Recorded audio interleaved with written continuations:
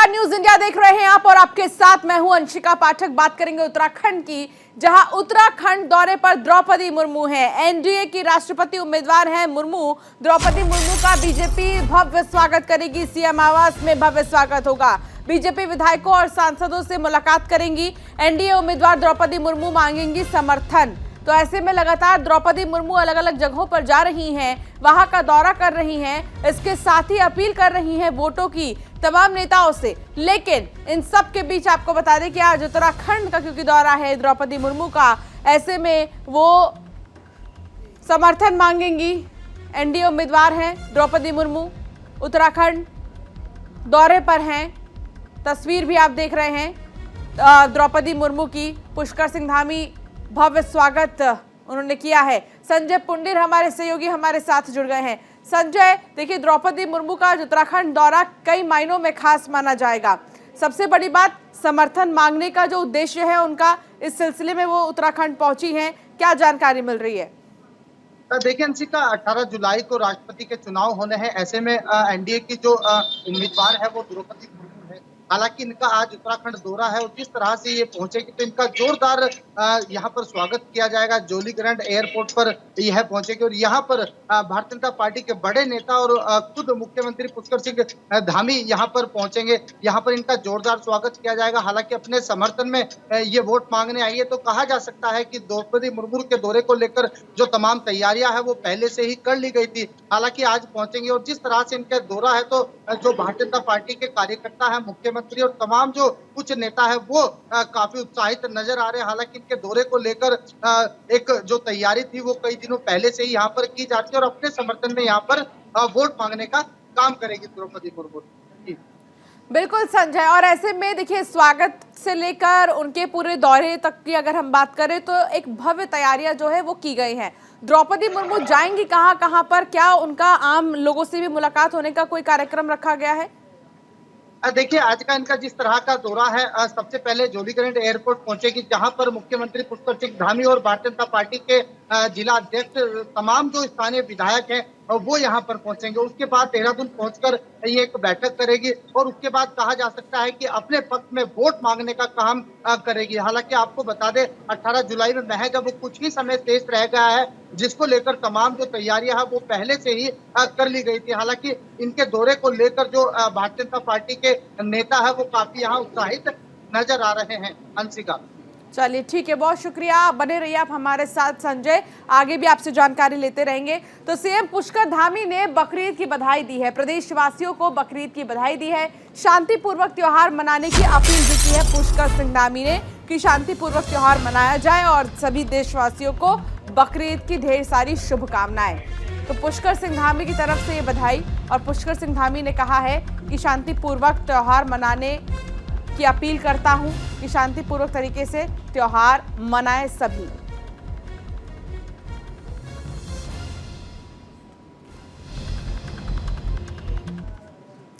तो देहरादून समेत कई इलाकों में भारी बारिश हो रही है। भारी बारिश से 255 सड़कें बंद हो गई हैं और 3 नेशनल हाईवे भी भूस्खलन के चलते बंद है। मौसम विभाग का 5 जिलों में येलो अलर्ट, लगातार मौसम विभाग भी सबको अलर्ट कर रहा है और साथ ही मौसम विभाग ने ये कह दिया है कि अगर बहुत ज़रूरी हो तो ही निकले। और अगर आप देहरादून की ओर आ रहे हैं तो इस बात को जानना ज़रूरी है आपके लिए कि जो 3 नेशनल हाईवे हैं वो अभी बंद है भूस्खलन की वजह से। मौसम विभाग ने 5 जिलों में येलो अलर्ट जारी कर दिया है।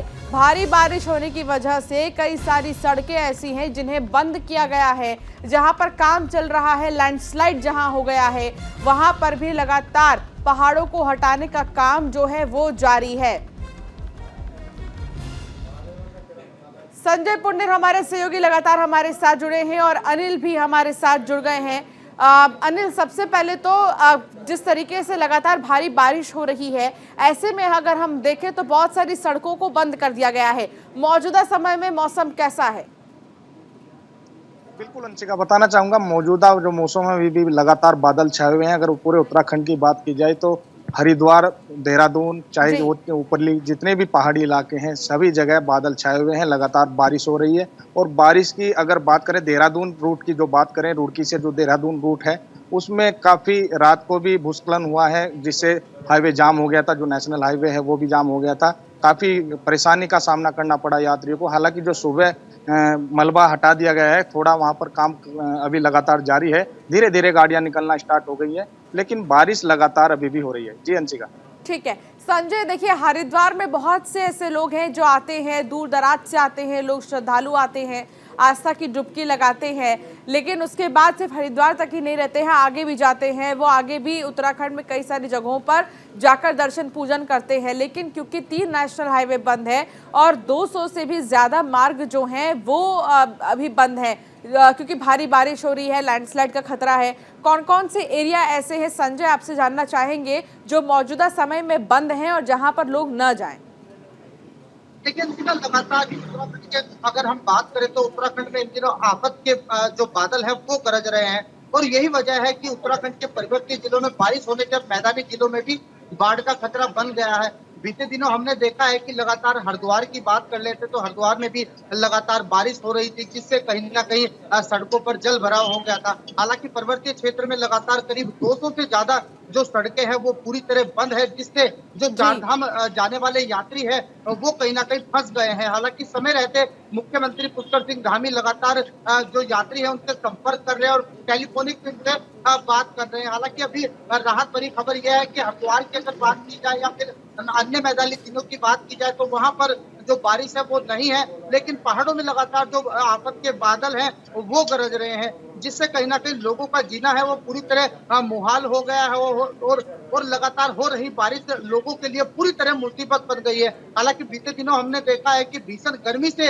बचने के लिए जो देश के जो अन्य राज्य हैं वहां से बचने के लिए जो लोग हैं उत्तराखंड का रुख कर रहे थे, और हमने देखा है कि यही वजह है कि चारधाम यात्रा में भी इस बार लाखों यात्री हैं वो पहुंचे हैं, और रिकॉर्ड तोड़ जो संख्या है वो कहीं ना कहीं इन दिनों हमने देखी है। और अब कांवड़ यात्रा भी है, ऐसे में कांवड़ यात्रा की भी तैयारी चरम पे है। तो कहा जा सकता है कि बारिश के चलते जो व्यवस्था है वो पूरी तरह चरमरा गई है। 200 से ज्यादा जो सड़कें हैं वो बंद है।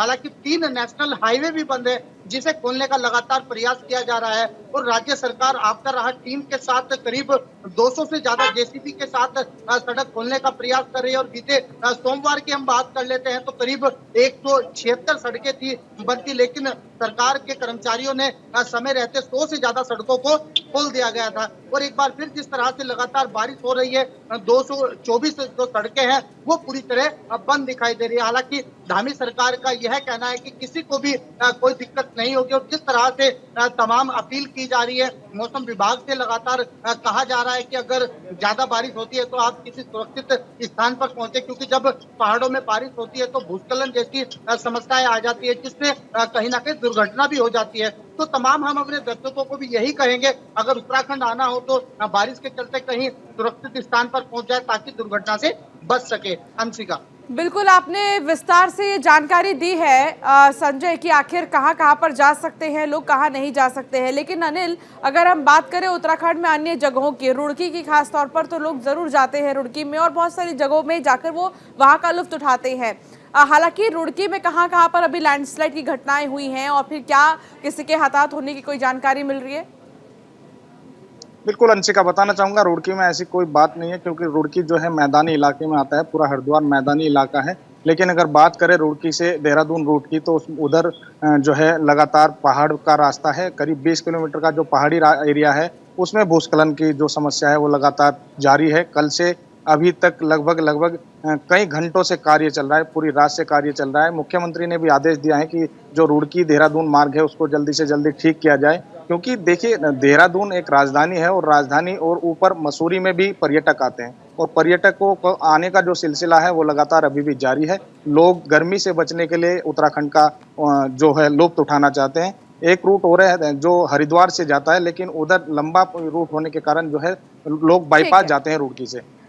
बहुत शुक्रिया, आप दोनों ही हमारे साथ बने रहिए तमाम जानकारी के लिए। तो हरिद्वार में ईद अल अजहा का त्योहार आज बड़ी धूमधाम से मनाया जा रहा है। ईद की नमाज अदा करने के बाद घरों में कुर्बानी दी जा रही है। तो वहीं इस बार मंडी में 15,000 से लेकर 80,000 रुपए तक बकरे खरीदे गए हैं। बकरीद की नमाज ज्वालापुर ईदगाह और मस्जिदों के साथ ही आसपास के देहात क्षेत्रों में अदा की गई है।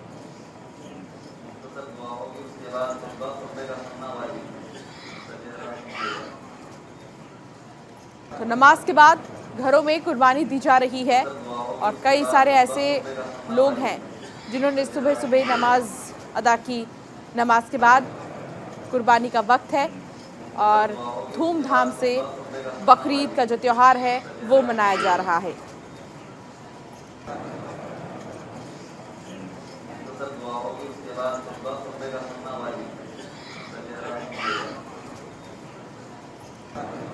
तो नमाज के बाद घरों में अब कुर्बानी की बारी, जहां धूमधाम से ईद मना रही हैं तमाम जो यहां पर भक्त हैं, श्रद्धालु हैं। संजय हमारे साथ लगातार जुड़े हैं। संजय, उत्तराखंड में ईद का जो पर्व है वो किस तरह मनाया जा रहा है, कितने उत्साहित हैं लोग? लेकिन जी का आपको बता दें, ईद उल अजहा का त्योहार आज बड़े ही उत्साह के साथ मनाया जा रहा है। अगर उत्तराखंड की बात की जाए तो तमाम तस्वीरें भाईचारे की सामने आ रही है। अगर धर्मनगरी हरिद्वार की बात की जाए तो यहाँ भी सुबह से ही नमाज अदा करने के बाद अपने अपने घरों में कुर्बानी दी जा रही है। हालांकि सुरक्षा व्यवस्था को लेकर भी हरिद्वार प्रशासन पहले से ही लोगों को जागरूक कर रहा था और ये बोल रहा था कि किसी भी तरह की भड़काऊ पोस्ट न डाले, भाईचारे का प्रतीक मानते हुए इस त्योहार का लुत्फ उठाएं। हालांकि हरिद्वार जिला अधिकारी ने तमाम सोशल मीडिया पर भी एक संदेश दिया था कि भाईचारे के त्योहार को बड़े ही शांतिपूर्ण ढंग से मनाया जाए। और हम देख रहे हैं कि जो लोग हैं वो अपने अपने घरों में उत्साह के साथ ईद उल अजहा का त्योहार मना रहे हैं। और कल देर शाम से ही जो बकरा खरीदने के लिए जो लोग घर जा रहे थे और आज सुबह से ही ईद की नमाज के बाद यहाँ पर तैयारियां की जा रही है। अच्छा, कोई स्पेशल गाइडलाइन जारी किया गया है क्या आज त्योहार को लेकर? देखिए इसी का सुरक्षा के मद्देनजर तमाम चौक चौराहों पर पुलिस का पहरा है। और जिस तरह से हम कई दिनों पहले से ही देख रहे थे कि अपने अपने थाना क्षेत्र में सभी के साथ बैठक की जा रही थी। हालांकि आज के दिन को खास बनाने के लिए जो मुस्लिम समुदाय के लोग हैं वो भाईचारे के प्रतीक इस त्योहार को एक दूसरे के साथ गले मिलकर मना रहे हैं। और हरिद्वार जिले में जिस तरह हम देख रहे हैं कि जो ग्रामीण क्षेत्र है वहां पर इस त्योहार का काफी लुत्फ उठाया जा रहा है। तो कहा जा सकता है कि इस त्योहार का आनंद लेने के लिए जो मुस्लिम समुदाय के लोग हैं वो भाईचारे का प्रतीक एक संदेश दे रहे हैं। अंशिका, ठीक है, बहुत शुक्रिया तमाम जानकारी के लिए संजय। आगे भी आपसे जानकारी लेते रहेंगे। तो हरिद्वार में जिला पंचायत चुनाव को लेकर अटकलें कम होने का नाम नहीं ले रही हैं। कल देर रात जिला पंचायत के आरक्षण की सूची जारी हुई, जिसके बाद कांग्रेस ने इसका विरोध करते हुए हरिद्वार के प्रेस क्लब में प्रेस वार्ता की और सूची का विरोध किया। वहीं पंचायत चुनाव की तैयारियों के बीच कांग्रेस ने सरकार पर मनमाने तरीके से परिसीमन और आरक्षण कराने का आरोप लगाया है। कांग्रेस के प्रदेश संगठन महासचिव और जिला पंचायत चुनाव के जनपद प्रभारी विजय सारस्वत ने कहा कि वो आरक्षण के खिलाफ नहीं है, लेकिन जिस तरह से जिले में पंचायत चुनाव को लेकर परिसीमन और सीटों का आरक्षण किया गया है वो गलत है और लोकतंत्र के विरुद्ध है।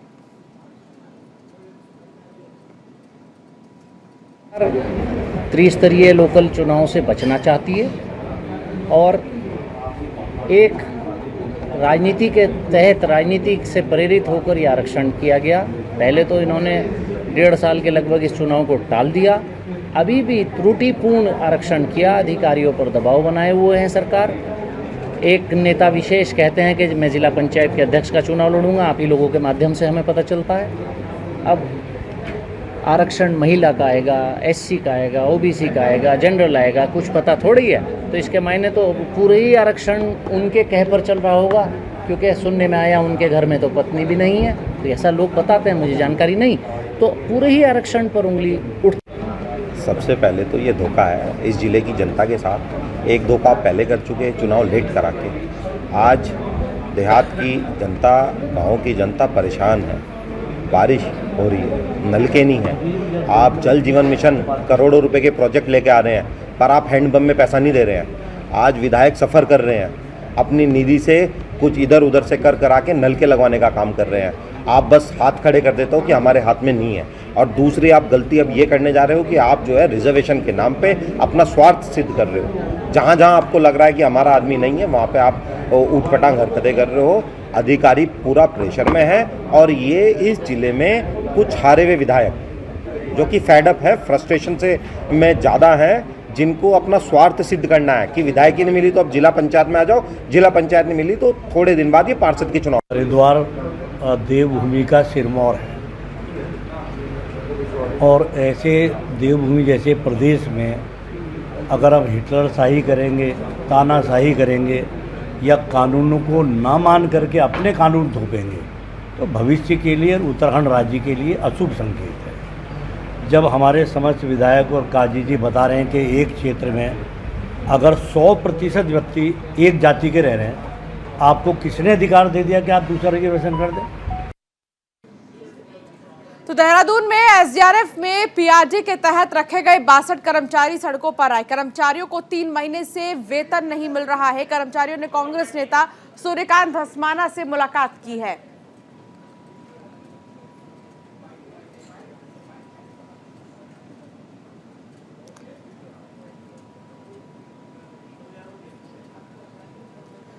तो हरिद्वार में जिला पंचायत चुनाव को लेकर अटकलें कम होने का नाम नहीं ले रही हैं। कल देर रात जिला पंचायत के आरक्षण की सूची जारी हुई, जिसके बाद कांग्रेस ने इसका विरोध करते हुए हरिद्वार के प्रेस क्लब में प्रेस वार्ता की और सूची का विरोध किया। वहीं पंचायत चुनाव की तैयारियों के बीच कांग्रेस ने सरकार पर मनमाने तरीके से परिसीमन और आरक्षण कराने का आरोप लगाया है।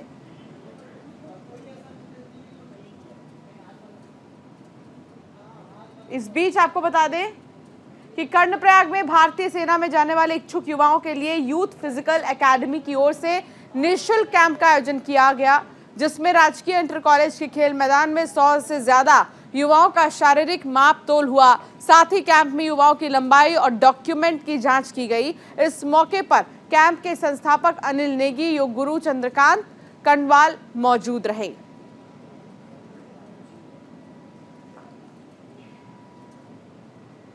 देखो, सरकार ने जो ये अग्निवीर जो प्रथाएं खोली है, अग्निपथ, बहुत अच्छा स्कीम सरकार ने खोली है।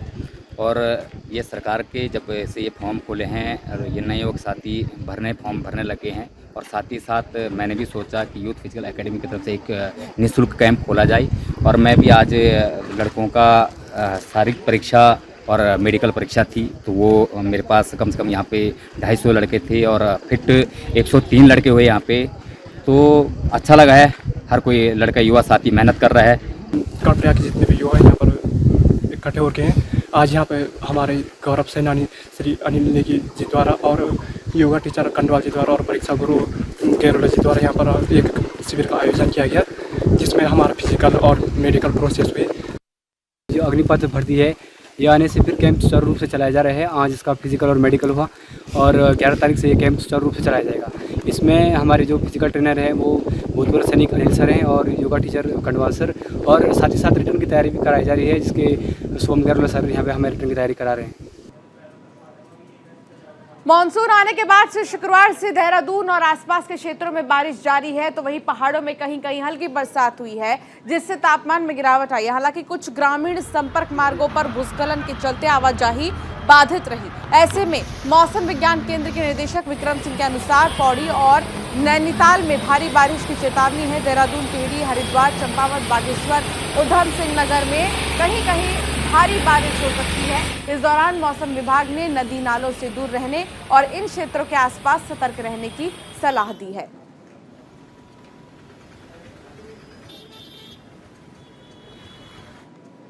मेरे को 1 घंटा हो गया जी वेट करते करते, पानी थोड़ा कम हो तब इधर से निकलूं। कई गाड़ियां इस तरफ फंस चुकी हैं और हरिद्वार का सबसे मेन चौराहा है ये, जिसमें पब्लिक ये सोच लो 1 मिनट के लिए भी रुकती है जिस चौराहे पे, उसका ये हाल है। तो बाकी जगह का क्या होगा वो आपको पता ही है। हरिद्वार का हर जगह आ जाता है इस जगह को, लेकिन पानी भरने की वजह से कितनी दिक्कत परेशानी होती है। बहुत ज़्यादा किसी को कहीं किसी काम से जाना है, कहीं ट्रैफिक, कहीं फैक्ट्री में जाना है, किसी को अपने काम से जाना है। मेन चौराहा है, मतलब ये तो इसके बिना तो कोई रास्ता भी नहीं है एक तरीके से कहा जाता है। बाकी रास्ते हैं तो बहुत दूर दूर से हैं, मेन रास्ता यही पड़ता है।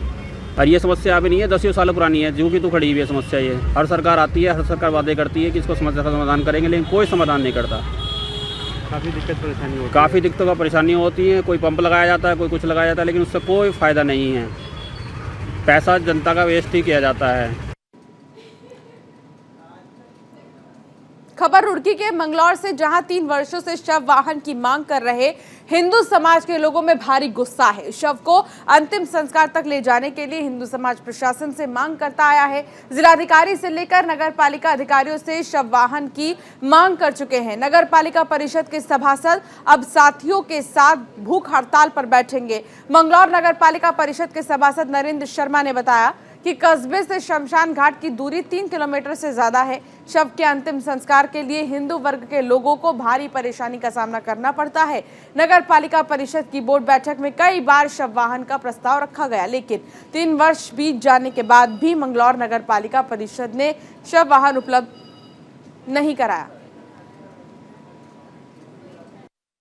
देखिए, शव वाहन की जहाँ तक प्रश्न है, नगर पालिकाओं में अभी शव वाहन जैसा मैं जिस जिन नगर पालिकाओं में वाहन नहीं मिला है, और यदि यहाँ आवश्यकता है तो धन उपलब्धता और बोर्ड की सहमति पे हम इसको जरूर क्रय करेंगे और पब्लिक के लिए व्यवस्था।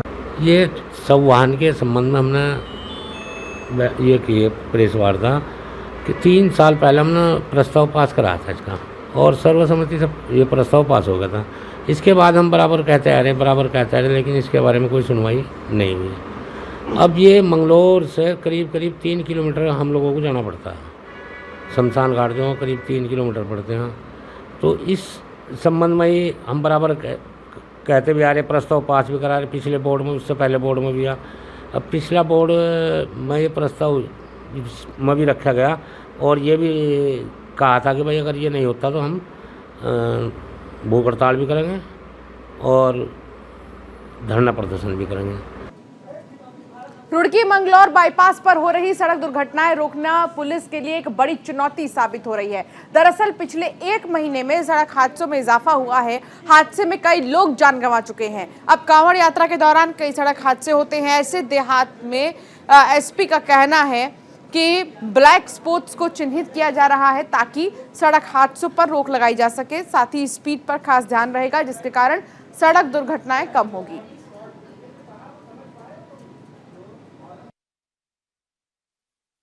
इसमें कुछ जो हमारे ब्लैक स्पॉट्स चिन्हित करने की बात हुई है, उसमें जिन क्षेत्रों में पूर्व में ऐसे एक्सीडेंट हुए हैं उन क्षेत्रों को चिन्हित करके वहाँ पर फोर्स है या फिर क्या हम लोग और वहाँ पर व्यवस्था कर सकते हैं। खासकर जो मेन दुर्घटनाएं होती हैं वो स्पीड को लेके होती हैं, तो स्पीड को नियंत्रित करने के लिए क्या क्या वहाँ पर और उपाय किए जा सकते हैं, उस पर हम लोग वर्कआउट कर रहे हैं। और उसी के आधार पर फोर्स हो गया या फिर जो भी वहाँ पर चीज़ें लगेंगी, बैरियर्स हैं, वो किस तरीके से लगाए जाएंगे, उस पर हम लोग। हरिद्वार में अघोषित बिजली कटौती के खिलाफ व्यापारियों ने बिजली विभाग के खिलाफ प्रदर्शन किया। बता दें कि शहर में 8 से 10 घंटे की अघोषित बिजली कटौती की जा रही है, जिसके चलते व्यापारियों को कई परेशानियों का सामना करना पड़ रहा है। अध्यक्ष विपिन गुप्ता और महामंत्री विक्की तनेजा ने कहा कि जब से गर्मी का मौसम शुरू हुआ है तभी से बिना किसी पूर्व सूचना के 8 से 10 घंटे तक की बिजली कटौती की जा रही है। अघोषित बिजली कटौती का समय कोई निश्चित नहीं है। कोई भी अधिकारी एक भी संतोषजनक जवाब देने में सक्षम नहीं है। कोरोना के संकट काल के बाद व्यापारी वर्ग पहले ही पूरी तरह से टूट चुका है, लेकिन अब बिजली कटौती व्यापारी को पीछे धकेल रही है।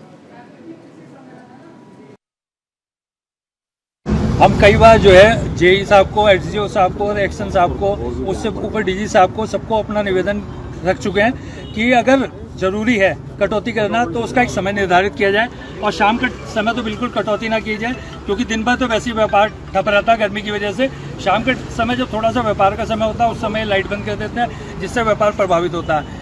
दूसरा, अगर विद्युत विभाग कोई एक जो है फिक्स चार्जेस जो लेता है, अगर कुछ घंटों की डेली कटौती कर रहा है तो क्या विद्युत विभाग उसमें छूट देता है? अगर कटौती कर रहा है तो उसमें भी विद्युत विभाग को छूट देनी चाहिए, लेकिन ऐसा विद्युत विभाग बिल्कुल नहीं करता। हमारा ये कहना है कि अगर विद्युत विभाग व्यापारियों की समस्याओं को सीरियसली नहीं लेता तो हम निश्चित उनके कार्यालयों पर ताला डालेंगे। जैसे हमारा व्यापार नहीं चलेगा वैसे उनका कार्यालय भी नहीं चलने देंगे। और ये सब कुछ इसी प्रकार चलता रहा तो ये आंदोलन शहर स्तर से शुरू होकर जिला स्तर पे जाएगा, प्रदेश स्तर पे जाएगा, राष्ट्रीय स्तर पे व्यापार मंडल चरणबद्ध तरीके से आंदोलन करेगा। और चलिए फिलहाल बुलेटिन में इतना ही, लेकिन खबरों का सिलसिला लगातार न्यूज इंडिया पर जारी है।